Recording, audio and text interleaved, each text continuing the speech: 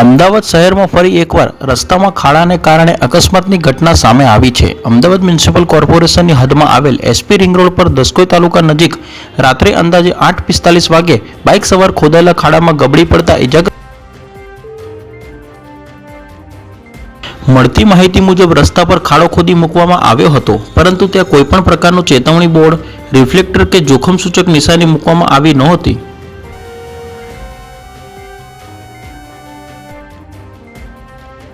અકસ્માત બાદ આસપાસના લોકોએ તાત્કાલિક ઇજાગ્રસ્તને ખાનગી હોસ્પિટલમાં સારવાર માટે ખસેડ્યો હતો।